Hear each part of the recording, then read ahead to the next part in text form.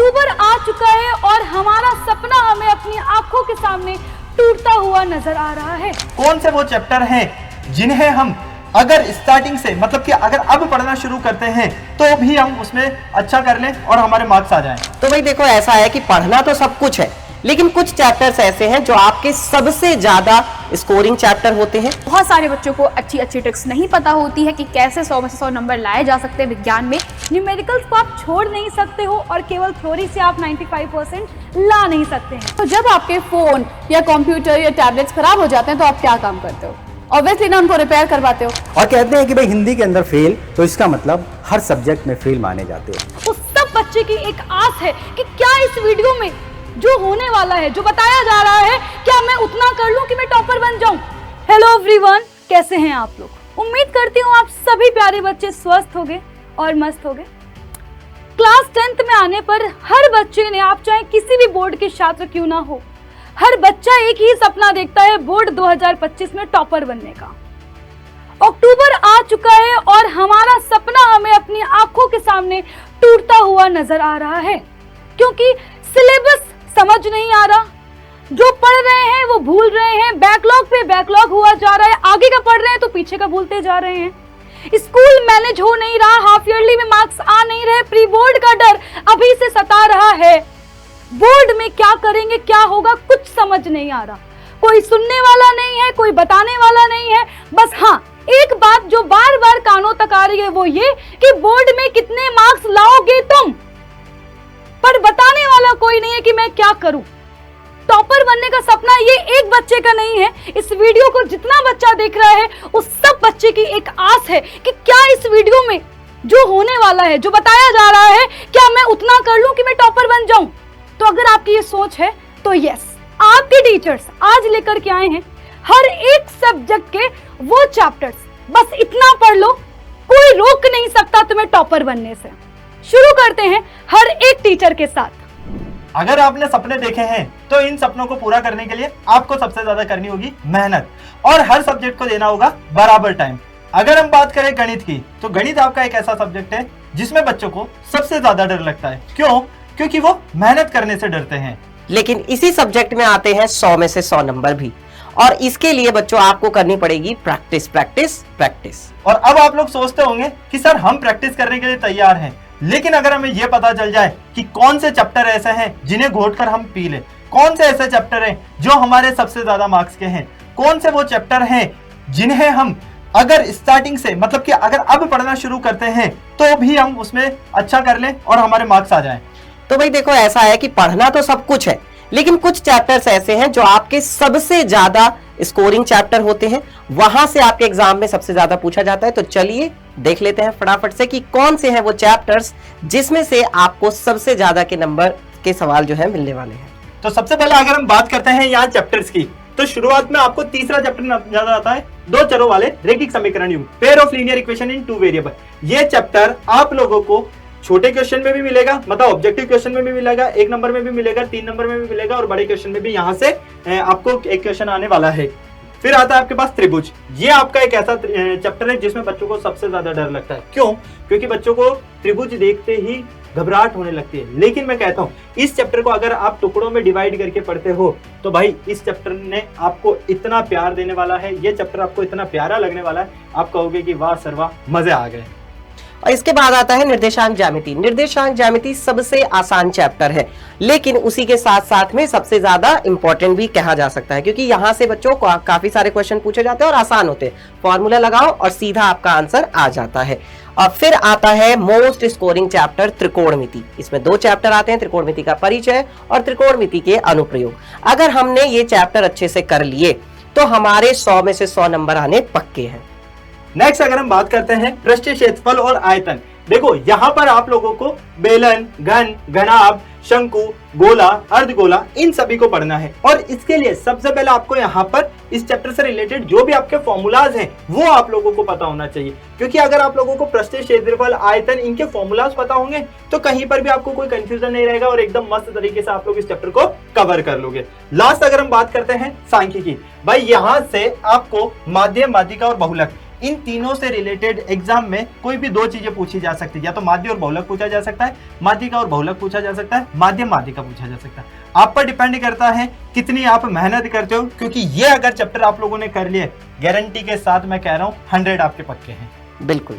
अब बात करते हैं विज्ञान की। एक ऐसा विषय है जिसमें आप बहुत अच्छे से 100 में से 100 स्कोर कर सकते हो, पर बहुत सारे बच्चों को अच्छी अच्छी ट्रिक्स नहीं पता होती है कि कैसे 100 में से 100 नंबर लाए जा सकते हैं विज्ञान में। तो इसको हम लोगों ने बांटा हुआ है 3 भागों के अंदर। एक होता है आपके पास में भौतिक विज्ञान, दूसरा होता है रसायन विज्ञान और तीसरा होता है जीव विज्ञान। अब जानते हैं इनके सबसे इंपॉर्टेंट चैप्टर्स के बारे में। शुरुआत करते हैं आपके रसायन विज्ञान के सबसे पहले चैप्टर की, जो कि उतना ही इंपॉर्टेंट है जितना कि बाकी सारे सब्जेक्ट्स के बाकी सारे इंपॉर्टेंट चैप्टर। तो फॉर एग्जाम्पल आपको सारी समीकरण इसमें आने चाहिए। दूसरा जो सबसे इंपॉर्टेंट चैप्टर है और सबसे बड़ा चैप्टर है, ये अलग ही जोन है जिसको बोलते हैं अध्याय 4 कार्बन और उसके यौगिक। सबसे ज्यादा क्वेश्चन दीर्घोत्तरीय के यहीं से फंसते हैं। तो गाइस, जितना बेहतरीन तरीके से आप लोग रसायन विज्ञान में ये 2 चैप्टर कर सकते हो, कोई भी आपको रिएक्शन नहीं छोड़नी है, सभी के सभी कर लीजिएगा। एंड लिटरली बता रही हूँ बच्चा, आपकी रसायन विज्ञान डन है। सो गाइस, अब बात करते हैं फिजिक्स की, यानी कि भौतिक विज्ञान की।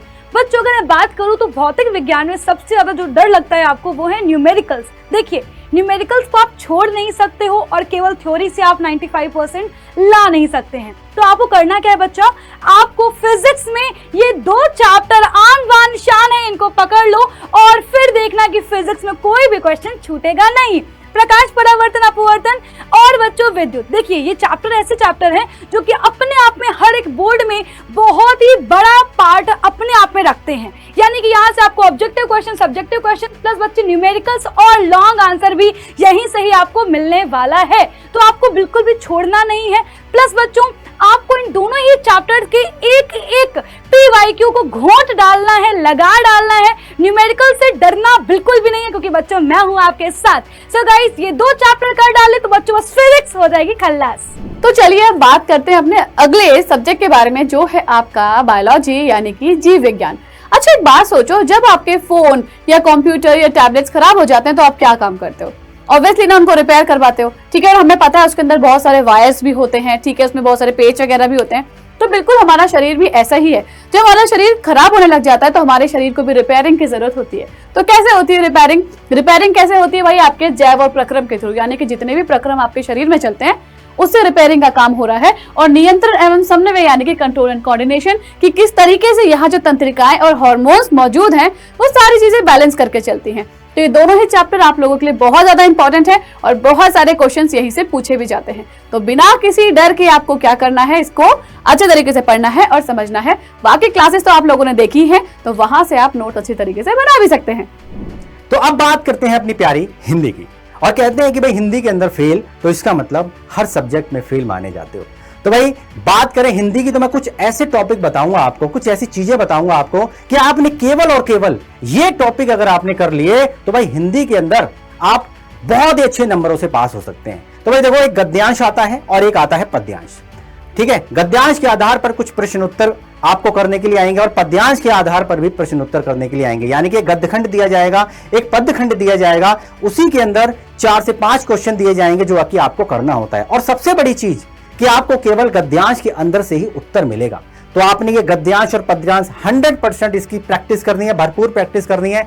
इसके बाद गद्यखंड और पद्यखंड यानी कि गद्य पद्य का जीवन परिचय आता है, एक लेखक और लेखिका। ये जो गद्य खंड है इससे आएगा लेखक और लेखिका के बारे में, और भाई पद्य खंड से आएगा कवि और कवित्री के बारे में। ये भी 100% आता है। तो भाई जीवनी जरूर याद करके जाना, जो भी आप पाठ पढ़ रहे हो, भाई इसके कवि कौन हैं, इसके लेखक कौन हैं, इसकी लेखिका कौन है और इसकी कवित्री कौन है, ये आपको पता होना चाहिए। इसके बाद आता है पत्र लेखन। जी हाँ, पत्र लेखन और निबंध लेखन, ये एक ऐसे टॉपिक हैं जो हर बोर्ड के अंदर पूछे जाते हैं, हर बोर्ड के अंदर पूछे जाते हैं। अगर आपने पत्र लेखन अच्छे से कर लिया, अगर आपने निबंध अच्छे से कर लिया, तो भाई आपको इनके पूरे नंबर दिलाने से कोई नहीं रोक सकता। इसके बाद संपूर्ण हिंदी व्याकरण की अगर बात करें तो भाई व्याकरण के अंदर जो जो टॉपिक आते हैं वो सभी आपने याद करके जाने हैं, लिखकर आना है, और भाई इसके आपको पूरे के पूरे अंक मिलेंगे। इसके बाद आपने क्या करना है,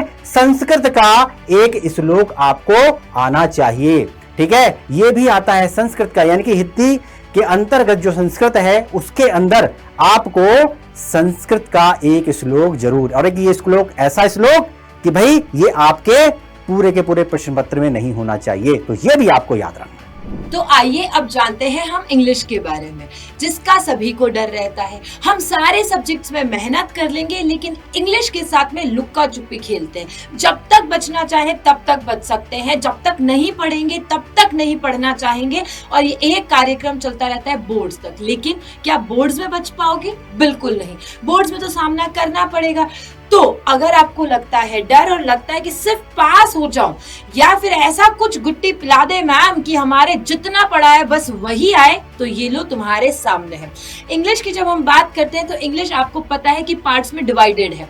जब हम बात करते हैं लिटरेचर की बुक की, तो उसमें प्रोज वाले पार्ट्स में आपको करना है और लेटर टू गॉड। बेटा इसमें से आपको सीन पैसेज भी आएगा, इसमें से आपको क्वेश्चंस भी आएंगे, एमसीक्यूज भी आएगा और लॉन्ग भी आएगा। उसके बाद में एन फ्रैंक वाला चैप्टर लिखवा के ले लो, इसमें से क्वेश्चन आएगा, वो भी लॉन्ग वाला आता है। ग्लिम्पसेस ऑफ इंडिया में से आज तक क्वेश्चन पूछे गए हैं और आज तक सीन स्टैंजा आया है, इसलिए ये तीनों चैप्टर्स तो बिल्कुल छोड़ के जाने ही नहीं है। आगे आता है पोएट्री वाला पार्ट। पोएट्री में सेंट्रल आइडिया, जो कि आपको 3 से 4 नंबर का क्वेश्चन हर बार पूछा जाता है, तो सबने ये वाला पार्ट जरूर करेंगे। मूविंग अहेड, राइटिंग सेक्शन नहीं होता है, मैम मन से लाइन नहीं लिख पाते हैं, वहां पर क्या लिखिए नहीं समझ आता, कोई दिक्कत नहीं। लेटर टू एडिटर जो मैं करवाती हूँ उसमें फिक्स लाइंस बताती हूँ, बस वो करके चले जाओ, वो लिख के आ जाओगे, आपको पूरे नंबर्स मिल जाएंगे। और लास्टली ग्रामर में, तो ग्रामर में आपको टेंस करना है। जो टेंस कर लिया सबने तो सब कुछ कर लिया। अच्छा, एक बात यहाँ पर जो मेन इंपॉर्टेंट है वो रह जाती है, and that part is about unseen passage. इसकी प्रैक्टिस करके जाना बेटा। अनसीन पैसेज और सीन पैसेज मिला करके ही तुम्हें पास तो करवा ही देंगे, साथ ही साथ में ये बाकी जो सारे टॉपिक्स मैंने तुम्हें बताए हैं, ये सारे टॉपिक्स तुम्हारे अच्छे नंबर्स दिलाने में, ताकि तुम्हारा ग्राफ डाउन नहीं हो, उसमें बहुत हेल्पफुल होने वाले हैं।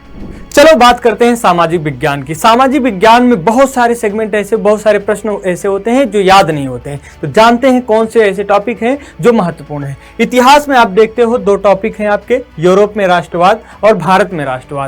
यहां से आप देखते हो 8 नंबर यहां पे आपको मिल जाते हैं। साथ में जो है इसी से रिलेटेड जो मैपिंग आता है भारत में राष्ट्रवाद से, मैपिंग आप तैयार कर लिए तो आपके जो है ये 13 नंबर कंफर्म हो गए। फिर आप मिलते हो भूगोल में। भूगोल के आपके सारे चैप्टर इंपॉर्टेंट हैं, यहां से जो है आपके मैपिंग के क्वेश्चन बनते हैं। साथ में संसाधन एवं विकास और कृषि आपके लिए बहुत ही इंपॉर्टेंट ये टॉपिक हो जाते हैं। साथ में अगर हम बात करें नागरिक शास्त्र की, तो सत्ता की साझेदारी और संघवाद तैयार कर लो, प्रश्न यहीं से मिलेंगे। अगर हम बात कर लें अर्थशास्त्र की, तो अर्थशास्त्र में आप विकास और मुद्रा तथा शाख, ये 2 जो आपके चैप्टर हैं बहुत ही इंपॉर्टेंट है। इन सभी टॉपिक को अगर अच्छे से आप तैयार कर लेते हो तो आपको टॉपर बनने से कोई रोक नहीं सकता है। अब हमने हमारी तरफ से तो सब कुछ आपको दे दिया, एक छोटे भाई बहन के तौर पे आपको पूरा एक चीट शीट बता दी, बेटा इतना कर लो। हालांकि हमने बताया तो बहुत कुछ है, हमने आपको आज तक टाइम टेबल बताए हैं, हमने आज तक आपको हमेशा मोटिवेट करा है, जब जब तुम्हें जरूरत पड़ी है तब तब हम तुम्हारे साथ खड़े थे। मैम सितंबर से पढ़ करके कैसे पास करें वो भी बताया, सब कुछ बताया। लेकिन अब क्या बहाने बना रहे हो, सपने सजो रहे हो कि दीदी की शादी में ये कपड़े पहनेंगे, दीदी की शादी में ऐसा करेंगे, दिवाली पे ऐसा करेंगे, या एक्चुअल सपना देख रहे हो जहां पर हर एक बच्चा जाना चाहता है, पहुंचना चाहता है, and that is becoming topper. आपको टॉपर बनना है, उस सपने को देखो यार। बहाने मत बनाओ, बहाने बनाओगे तो 100 बहाने बना लोगे, लेकिन रीजन देखना है तुम्हें तो एक ही रीजन है और वो है तुम्हें पढ़ना है, क्योंकि तुम्हें अब सपने पूरे करने हैं। हमेशा दिन रात जब तुम घर में हो तो तुम्हें अपने पेरेंट्स का चेहरा दिखाई देना चाहिए कि इन्होंने जो मुझसे उम्मीद लगाई है, क्या मैं वो उम्मीद तक खरा उतरूंगा, क्या कर रहा हूं मैं उस उम्मीद तक खरा उतरने के लिए। बहाने या एक्चुअल में पढ़ाई। देखो पढ़ाई करोगे तो जरूर से किस्मत भी झुक करके सलाम करेगी, नहीं पढ़ाई करोगे तो कुछ भी नहीं हो पाएगा। तो चलिए इसी बात पर मैं आपको बता देती हूं कि आपके हम सारे फेवरेट टीचर्स मिलकर के एकदम नए तरीके से, नई शुरुआत के साथ में अभी भी आपके पास में समय जो है उसको किस तरीके से ज्यादा यूटिलाइज कर सकते हो, उपयोग कर सकते हो, उसका एक तरीका लिया है। स्कूल जाने से पहले भी तुम्हारे पास में वक्त होता है और स्कूल आने के बाद में भी तुम्हारे पास में वक्त होता है, लेकिन स्कूल जाने से पहले तुम उठते कब हो? 5 मिनट पहले, बस मुंह धोया और चल दिए। आज से ये आदत बदलो बेटा। स्कूल जा रहे हो उससे पहले टाइम पे उठो और साथ ही साथ में थोड़ा एनर्जी के साथ में क्लास देख के जाओ। चाहे तुम पढ़ रहे हो, नहीं पढ़ रहे हो, तैयार हो रहे हो, हम आपको क्लास देंगे सुबह 6 बजे। बिल्कुल सही सुना तुमने, सुबह 6 बजे हम तुम्हें रिवाइज इंडिया की क्लासेस देंगे और वहां से तुम्हारे दिन की शुरुआत होगी और दिन का अंत भी हमारे साथ होगा, क्योंकि हम शाम को 7 बजे भी तुम्हें क्लास देंगे बिल्कुल से। और अब तुम्हें बताना है कि कैसे पढ़ोगे, तुम कैसे करोगे। सुबह आप उठे 5 बजे, बिल्कुल आज से ये नियम बांध लो कि सुबह 5 बजे उठना है। अपनी दैनिक दिनचर्या का कार्य करने के बाद में आपको ओपन करना है हमारा चैनल और चैनल पे मिलेगी सुबह 6 बजे रिवाइज इंडिया की क्लासेस। बहुत कारगर होने वाली है क्लासेस। टाइम टेबल इस तरीके से ही बनाया है हमने कि जब मंडे की बात आती है, सोमवार मंडे को आपको मिलेगी मैथ्स की क्लास, ट्यूसडे को आपको मिलेगी एसएसटी की क्लास और वेडनेसडे को कोई क्लास नहीं दिखाई दे रही। चकरा रहे हो ना कि मैम 2 दिन दे करके आपने तीसरे दिन ऑफ कर दिया। ऑफ नहीं है, कुछ धमाकेदार है आपके लिए, वेट कीजिए, आप बताऊंगी आपको मैं बिल्कुल से, लेकिन इसे फॉलो करना आज से है तुम्हें, ठीक है। आपको थर्सडे को मिलेगी साइंस की क्लास, फ्राइडे को मिलेगी हिंदी की और सैटरडे को मिलेगी मैथ्स की और संडे को भी मिलेगी आपको, और वो मिलेगी एसएसटी।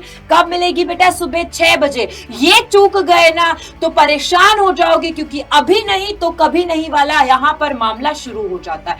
अभी नहीं करोगे तो कभी नहीं हो पाएगा बेटा। साल बीत चुका है, अब जो बाकी है वक्त उसे किस तरीके से पूरा तरीके से यूज करना है ये तुम्हारे हाथों में। सुबह स्कूल जाने से पहले फटाफट से देखा आपने ये क्लास और वापस शाम को हमारे फिक्स टाइम पे, जब तुम भी फ्री होकर के कंफर्टेबल होकर के पढ़ते हो, लेकिन तुम्हें मोटिवेट करने के लिए, तुम्हें तरोताजा करने के लिए, तुम्हें बिल्कुल एंथुसियास्टिक बनाने के लिए, वापस से याद दिलाने के लिए कि दिन भले ढल गया है लेकिन हमारी एनर्जी नहीं ढलनी चाहिए, हमें पढ़ना है।